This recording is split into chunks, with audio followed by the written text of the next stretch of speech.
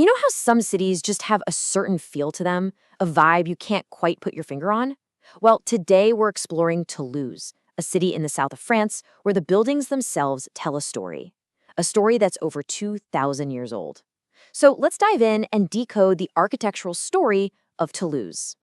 The first thing you'll hear about Toulouse is its nickname, La Ville Rose, which means, you guessed it, the pink city. And it's no exaggeration. The whole city center just glows with this incredible, warm, pinkish red color. You see it at sunrise, at sunset. It's a look that is totally and completely its own.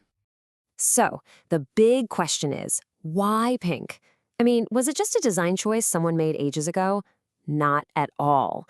The real answer is way more interesting. It's a story that's literally baked into the earth the city sits on, shaped by the climate, and driven by the ambitions of the people who've lived there for centuries. Okay, to understand the pink, we've got to go back, way back. And our story actually starts not with pink brick, but with stone, laid by the very first founders of the city, the Romans. So when the Romans showed up and founded Toulouse, they did what Romans did best. They brought order. They built a strong, impressive city with massive stone walls for protection, a logical grid system for the streets, and all the greatest hits, public baths, temples, you name it. They basically laid down the city's blueprint, a foundation of power and organization. But here is where the story takes a huge turn. Using big, impressive stone was the Roman ideal for sure, but there just wasn't a lot of it nearby. So what did they have? An absolute ton of clay, right from the Garonne River.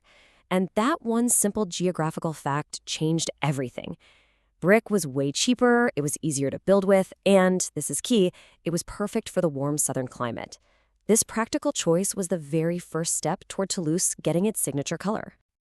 All right, let's fast forward to the eras where Toulouse really found its architectural voice. We're talking about the Middle Ages and the Renaissance. This is when the city took that humble, local brick and started creating absolute masterpieces. So in the Middle Ages, Europe had two big architectural styles going on. First, you had the Romanesque style, really heavy, thick walls, rounded arches. Think of it like a fortress. You can see it in the incredible Basilica of Saint Sernin. Then came Gothic, which was all about height, light, and pointed arches. But here's the Toulouse twist. While a city like Paris was building its famous Gothic cathedrals out of stone, Toulouse was adapting both of these major styles using its local pink brick. It gives them a totally different, much warmer character. It's amazing. Now we get to the 15th and 16th centuries, which was a true golden age for Toulouse. I mean, the city was just swimming in money. And the reason for all this wealth? It came from a little plant called pastel, which was used to create an incredibly valuable blue dye. The merchants who controlled the pastel trade became ridiculously rich. So what do you do when you're suddenly one of the richest people in Europe? You show it off, of course. These pastel merchants started building these gorgeous city mansions called hôtels particuliers. Now, don't let the name fool you. You can't book a room in one. These were private homes, massive, opulent status symbols, designed to scream, "I've made it." And this is where you really see the city's unique personality shine. The merchants loved the elegant new styles coming out of the Italian Renaissance, so they built grand courtyards and put in these intricate stone carvings. But, and this is the cool part, they didn't just abandon their roots. They masterfully blended all of these fancy stone details with their traditional pink brick, creating this beautiful hybrid style that was 100% Toulouse. Of course, a city's story never really stops, right? Toulouse kept evolving, adapting to everything from the classical style of French kings to the grime of the Industrial Revolution and all the way to the clean, sharp lines of the space age. This timeline just shows you how Toulouse managed to absorb wave after wave of change without losing its soul. In the 17th and 18th centuries, you get this grand classical symmetry, like you see in the main city square, the Capitol. Then the 19th century brings industrial materials, iron and glass. The 20th century brings functional concrete buildings after the wars.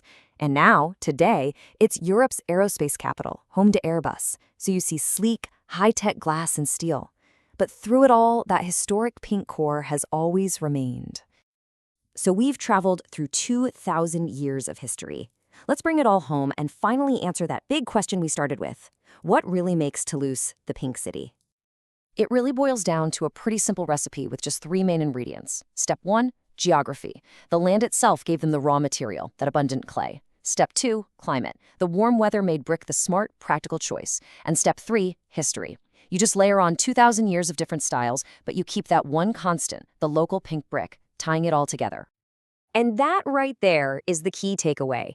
Toulouse isn't some city that's frozen in time like a museum.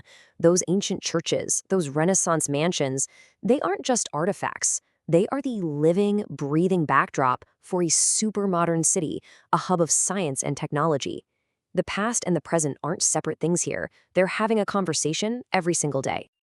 It really makes you think, doesn't it? Every city, every town has a story that's told through its buildings, whether they're made of brick or stone or steel and glass. So the next time you're walking around where you live, take a second and really look at the buildings. What stories are written in your city's walls?